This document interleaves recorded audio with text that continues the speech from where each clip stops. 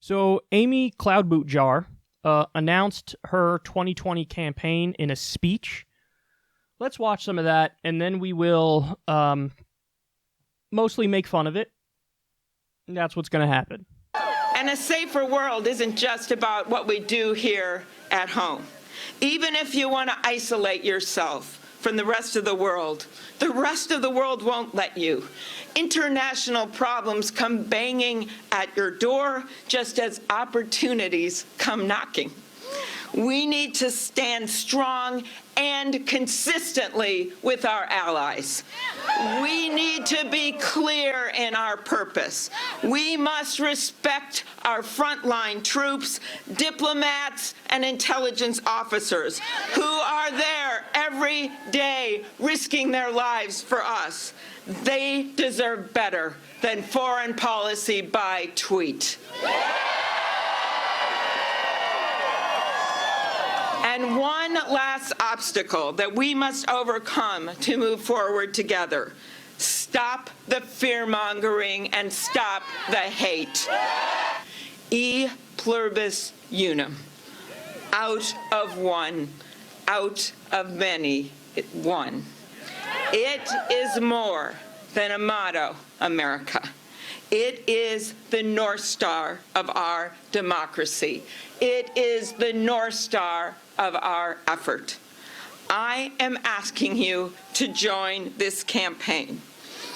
It is a homegrown one. I don't know if you can even see our number because of the snow, but you can text Amy at 91990. I don't have a political machine. I don't come from money. But what I do have is this. I have grit. I have family, I have friends, I have neighbors, and I have all of you who are willing to come out in the middle of winter. All of you who took the time to watch us today from home. All of you who are willing to stand up and say people matter. I'm asking you not to look down and not to look away anymore. I'm asking you to look up, to look at each other, to look at the future before us. Let us rise to the occasion and meet the challenges of our day.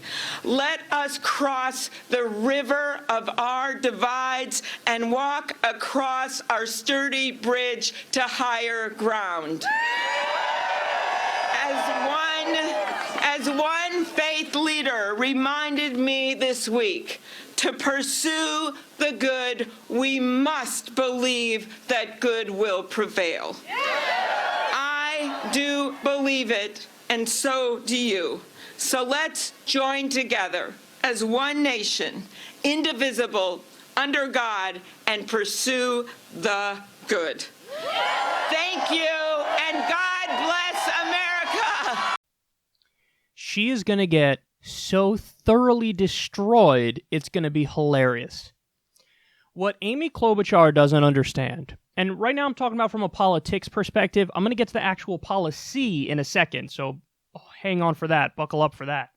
But what she doesn't understand is it's the same problem Julian Castro has, it's the same problem Howard Schitz has.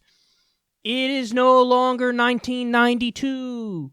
Like, these people are acting like George W. Bush didn't happen. Dick Cheney didn't happen, by the way.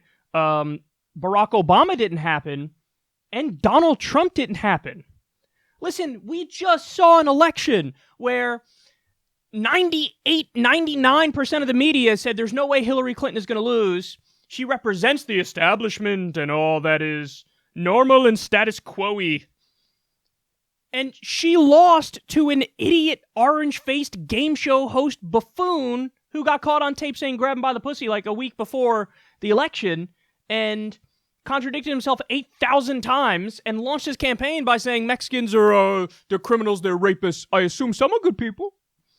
So, there are no more rules. Stop going back to that shitty conventional wisdom playbook.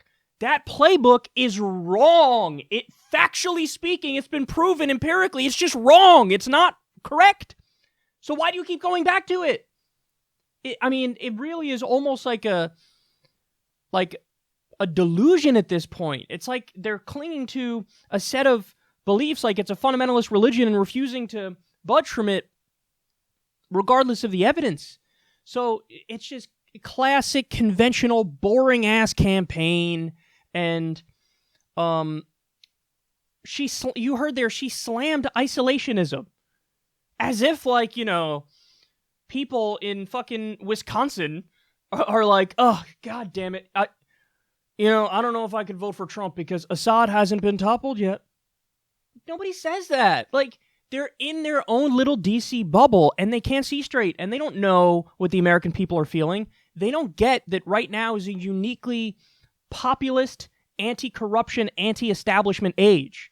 That people know that politicians aren't representing them, which is why they rolled the dice on a fucking crazy person like Trump, because they said, I don't know, at least he's not a politician.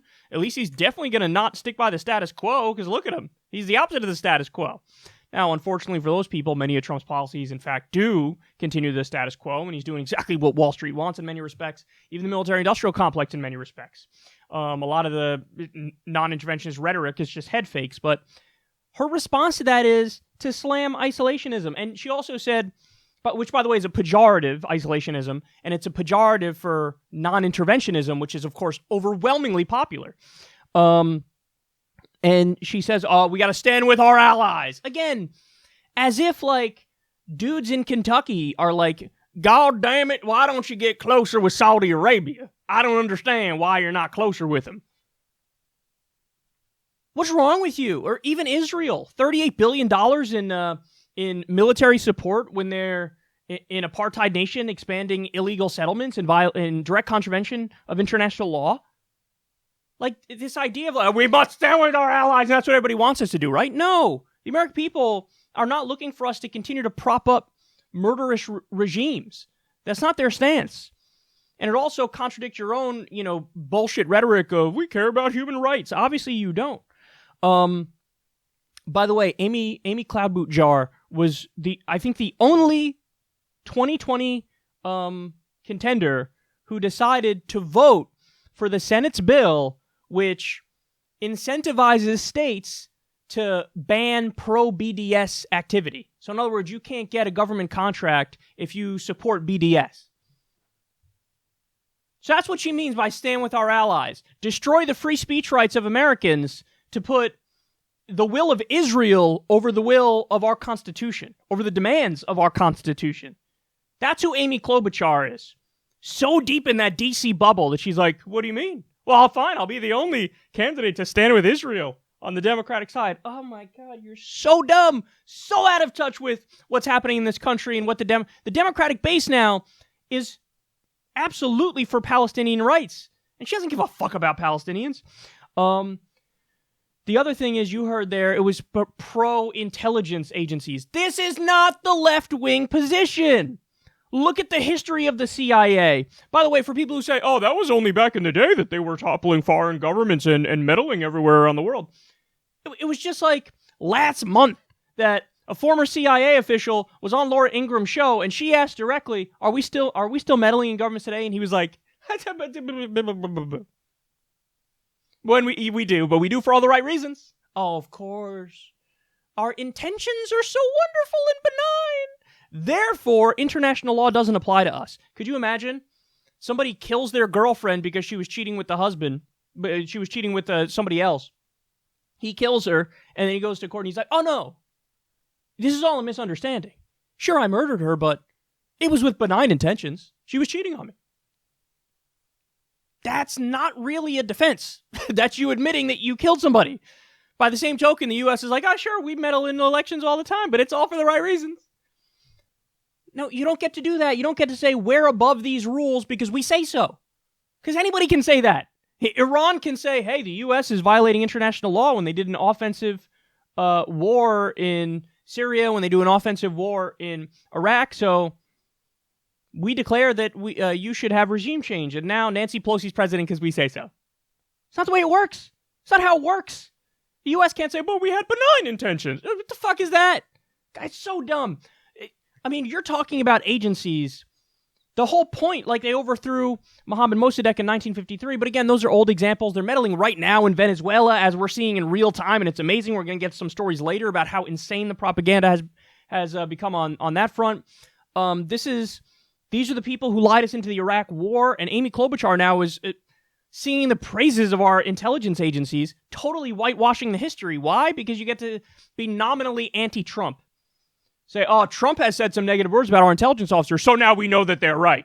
She's going to be one of these people who totally drinks the Russia Kool-Aid as well.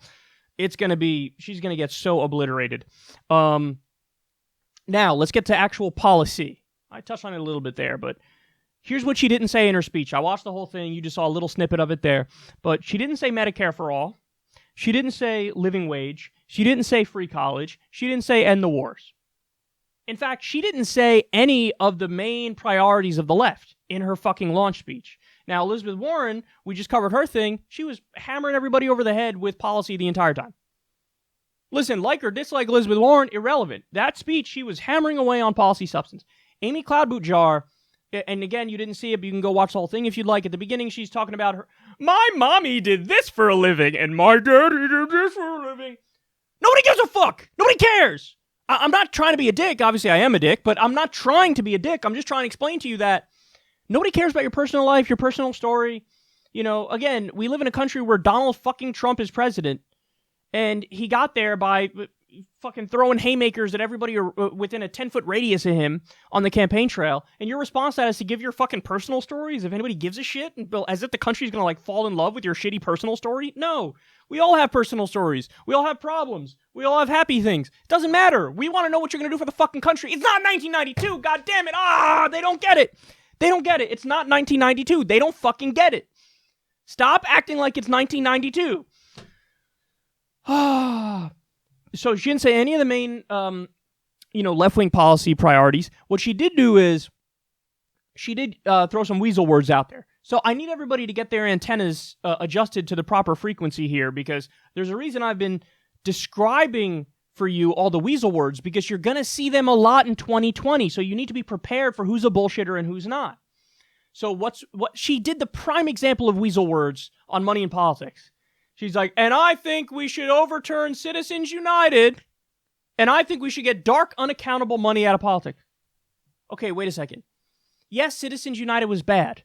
That is not the end-all be-all. Stop thinking it's the end-all be-all. There's Citizens United, there's McCutcheon, there's Buckley versus Vallejo, there's Bellotti versus Bank of Boston. So there's a plethora of cases involving money in politics where in multiple decisions, the Supreme Court basically reaffirmed that money equals speech. So if you just overturn Citizens United, we still have massive corruption in the system.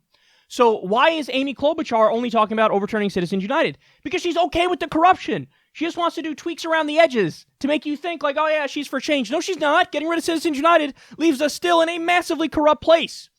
Okay? When they say, I want to get dark money out of politics, all that means is, I want transparency laws. So the money's no longer in the dark. It's now in the light. So you know who's buying your politicians. Is Amy Klobuchar saying, I want to ban the buying of politicians? I want to have clean elections by law? No, she's not saying that. She's saying, I just want more transparency. So she used so many weasel words in that speech. On healthcare, she did not say single payer. She did not say Medicare for all. If she said those things, then she'd be the real deal. What did she say? I want universal coverage. So that could mean I just want to expand Obamacare. And by the way, that's exactly what she means. Keep the private health insurance system in place, even though those are the real death panels. And I want to expand that. Well, listen, man, people don't want that. They don't want that. And our system is fundamentally broken, but she wants to tweak around the edges of the status quo. So she's not a radical candidate. She's not a revolutionary candidate. And actually, those aren't even the right terms. She's not a candidate who's willing to represent the American people, because 70% of the American people want Medicare for all, including an overwhelming majority of the Democratic Party. And her own party, she's running on ideas that they don't support.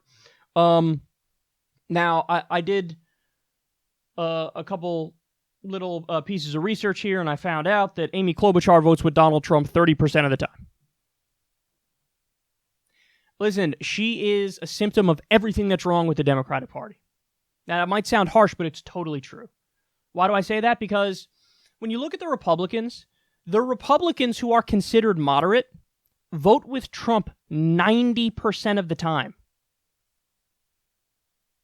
When a Democrat votes with the Democrats 90% of the time, they're considered an extremist. So the spectrum is skewed in this country. Joe Manchin, moderate Democrat, votes with Donald Trump 60% of the time. So you have all these Democrats who are so-called moderate vote with Trump way more than any of the so-called moderate Republicans vote with Democrats. So the spectrum is so far to the right, the Overton window is so far to the right, and people don't understand that in this country, the so-called radical left, Bernie Sanders, I mean, he's an international moderate. He's like, a milquetoast, fucking nothing, barely lefty kind of guy. But in this country, he seems so insane and crazy and far left because there's people like Amy Klobuchar who are pretty fucking right-wing, but they're part of the Democratic Party. Basically, Amy Klobuchar is a Republican who doesn't hate black people and gay people. That's the best way of describing her.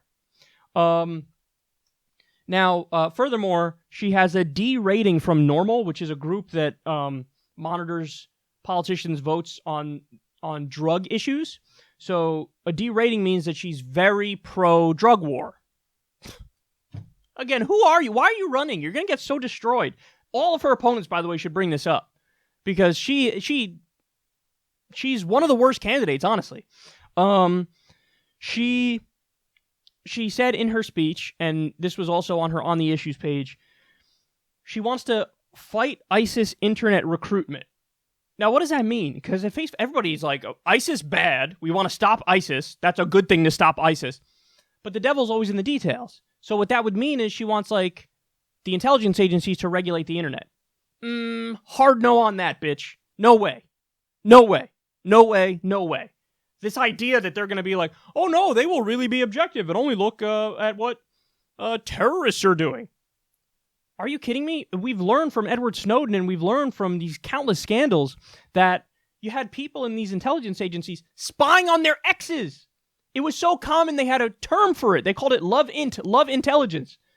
They would be sitting there spying on their exes and using all these means. By the way, what just happened with what's his face, Jeff Bezos with Amazon, how apparently his like dick pics, the National Enquirer got their hands on his dick pics, no pun intended there, and they were going to run with it, and they blackmailed him, basically said, hey, stop saying that we are political and we're working with Trump. And probably has something to do with Khashoggi too, like stop talking about the Khashoggi thing. So, where was I? I lost. I was to Jeff Bezos' dick pics. What a weird sentence. How did the National Enquirer get their hands on Jeff Bezos' dick pics? Well, again, National Enquirer does have ties to Trump. Trump is the head of the executive branch, so he's in control of our intelligence agencies, technically. So was it Trump who said, I'll get you something to blackmail Bezos with to get him off of your ass and our ass? Certainly possible. So this is the kind of stuff that our intelligence agencies are engaged in. The idea that they're like above the fray and following the rules and only trying to protect the country, complete bullshit is what that is. So she wants to like regulate the internet, which is something I'm definitely not in favor of. And then worst things about her, she's a deficit scold, which of course just buys into right-wing framing, and that's used to undermine social programs like Medicare for All or like free college or anything that helps regular people. That's when the deficit scolds come out. And she's a deficit scold. She's been doing it her whole career. And then finally, she supports the Patriot Act. And she has routinely voted for, expanding NSA spying. And so she's a terrible candidate. And it's hilarious that she thinks she's going to get anywhere. She's going to get obliterated. She's massively out of touch with the times. And I can't wait to continue to make fun of her. It's going to be tough. It's going to be tough. I don't know whether Cory Booker will get made fun of the most, whether Howard Schitz will get made fun of the most, or whether Amy CloudBootJar will get made fun of the most. But those are the three that are really going to get it, because they're silly. They're like really silly people, and they're kind of a joke, and everybody should mock them because they deserve nothing better than that. Oh, and one more thing. Here's her breakdown from Open Secrets. For small individual contributions, only 23% of her money comes from small individual contributions. Large contributions, that's like the big money bundling dinners, about 50% of her money comes from that. PAC contributions, she still takes money from corporate PACs. About 22% of her money comes from that. So, as far as these numbers go, not great. Not great. Ideally, in our current corrupt system, you want a lot of the money to come from small dollar donations. That's how you know you have a pretty decent candidate. And honestly, you want like zero in corporate PAC money. And honestly, use Bernie as the benchmark here because I think his numbers are the best numbers.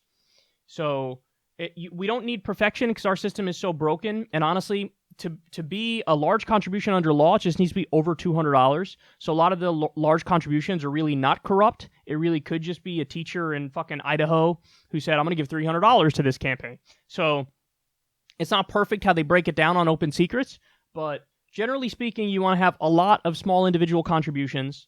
You want to have not that many large contributions because some of that money comes from big donor bundling, which is a problem. And you want to have as little as possible from PACs. And to the extent you take anything from PACs, hopefully it's labor PACs and not corporate PACs because labor is a much more benign corrupting influence, although it is a corrupting influence. So CloudBootJar is terrible, and you need to know that.